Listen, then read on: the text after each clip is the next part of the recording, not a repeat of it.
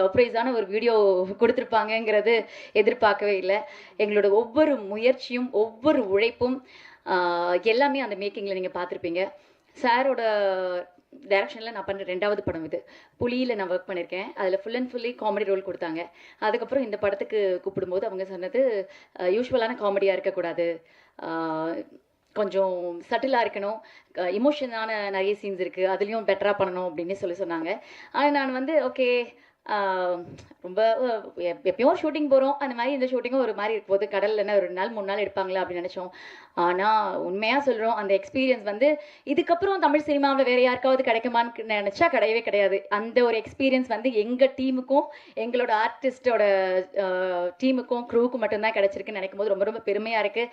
நாங்கள் பட்ட ஒவ்வொரு கஷ்டமும் முயற்சியும் உழைப்பும் அந்த கடலுக்கும் முழுமையாக சொல்லணும்னா அந்த கடல் பக்கத்தில் எல்லாரும் வெவ்வேறு மதத்தினர் இருந்தாலும் ஒரு அந்தோனியோ சர்ச் இருக்கும்.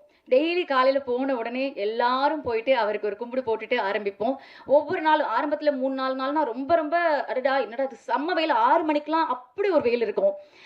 அதுக்கப்புறம் என்ன பண்ணிக்கிட்டோம், நாங்கள் எங்களுக்குள்ளே அதை ஃபன்னாக்கிக்கிட்டு சார் போயிட்டு பயங்கரமாக எங்களால் என்னென்னலாம் கலாய்க்க முடியுமோ, அதாவது ஆஃப் த கேமரா பயங்கரமாக எங்களுக்குள்ளேயே ஒரு காமெடியை க்ரியேட் பண்ணிக்கிட்டு நிறைய ஃபுட்டு வரும் யோகி பாபு சார்கிட்ட இருந்து, அதுக்கப்புறம் எம்எஸ் பாஸ்கர் சார்கிட்ட. ஏன்னா அந்த கப்பலுக்குள்ளே உட்காந்துட்டோன்னா, அந்த படகுக்குள்ளே உட்காந்துட்டோன்னா உண்மையாகவே கஷ்டமாக இருக்கும். அப்படி திரும்ப முடியாது, அப்படி கஷ்டமாக இருக்கும். ஒருத்தவங்க உட்காரும் போது இன்னொருத்தவங்களுக்கு இடம் பத்தாது, அவங்க தொட மேலே நம்ம கால் வைக்கிற மாதிரி இருக்கும். அந்த மாதிரி ஒரு நெருக்கத்துக்குள்ளே தண்ணி எது கொண்டு வரனாலும் அங்கேருந்து அந்த கப்பலை பிடிச்சிட்டு இருக்க அவங்க ரொம்ப ரொம்ப கஷ்டப்பட்டாங்க. அவங்க போய் கொண்டு வரணும். ஸோ அந்த மாதிரி வரும்போது இஷ்டத்துக்கு நல்லா சாப்பிட்டுட்டு, சார் போதுமா உங்கள் பிரேக் டைம் முடிஞ்சுதா எடுக்கலாமா அப்படின்னு சொல்கிற அளவுக்கு நாங்கள் வந்து ஃபன் பண்ணியிருக்கோம்.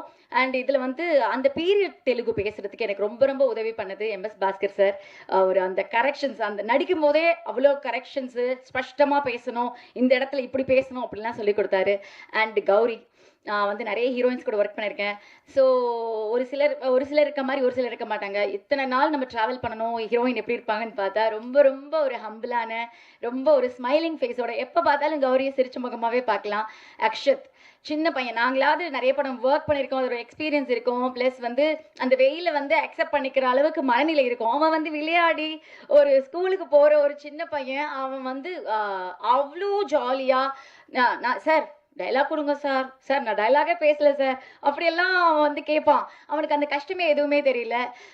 லாஸ்ட்டாக ஒர்க் பண்ண அந்த 38 hours நான் ஸ்டாப்பாக ஒர்க் பண்ணியிருக்கோம். அதுவும் ஒரு நல்ல ஒரு எக்ஸ்பீரியன்ஸ். அண்ட் சாம் சார், நான் நிறைய படங்களில் சாம் சாருக்கு ஜோடியாக நடிச்சிருக்கேன். இந்த படத்தில் நடந்த ஒவ்வொரு எக்ஸ்பீரியன்ஸ், பேசின ஒவ்வொரு மோட்டிவேஷனான வேர்ட்ஸ் எல்லாமே மறக்க முடியாத ஒரு நல்ல அனுபவம்.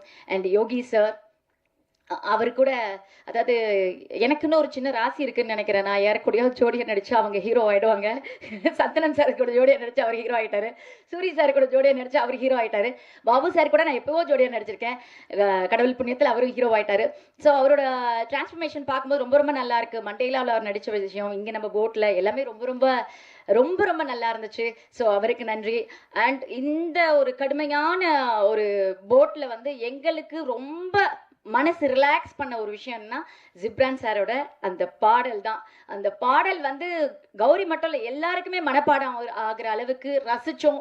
ரொம்ப நல்லா இருந்துச்சு அந்த பாட்டு கேட்கும் போதும், ஒவ்வொரு தடவையும் இனிமையாக இருக்குது. அண்ட் மாதேஷ் சார், அதாவது டோன், அது இது கடலோட அந்த அது கிளைமேட் சேஞ்சஸ், அது அந்த வேவ்ஸ் எல்லாம் மேனேஜ் பண்ணுறதை விட எங்களோட டோன் பார்த்திங்கன்னா ஒரு சேஞ்ச் ஆச்சு. போனப்போ ஒரு டோனில் இருந்தோம். எல்லோரும் கேட்டாங்க ட்ரெய்லர்லாம் பார்த்துட்டு ரொம்ப நேச்சுரலாக இருக்கேன். இல்லை, ரிட்டர்ன் வரும்போது உண்மையாகவே நாங்கள் இருந்த டோனே வேறு மாதிரி இருந்துச்சு. தூத்துக்குடி ஏர்போர்ட்டில் ஃபர்ஸ்ட் ஷெடியூல் முடிச்சு ரிட்டர்ன் போகிறோம்.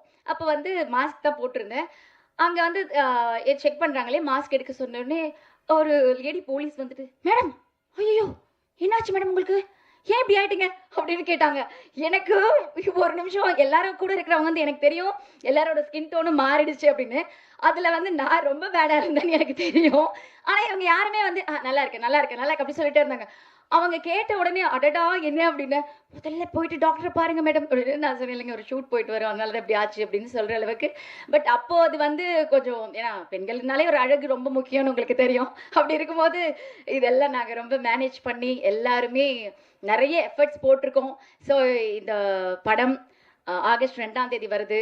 உங்கள் எழுத்துக்கள், உங்களோட வார்த்தைகள் எல்லாமே எங்களுக்கு வெற்றியை தரணும். தொடர்ந்து இந்த மாதிரி சார் நிறைய படங்கள் டைரக்ட் பண்ணணும், நாங்கள் அவங்க படத்தில் நடிக்கணும். ஸோ எல்லாரும் ஆகஸ்ட் 2ஆம் தேதி படம் பார்த்துட்டு உங்களோட நல்ல கருத்துக்களை சொல்லுங்கள். Thank you so much.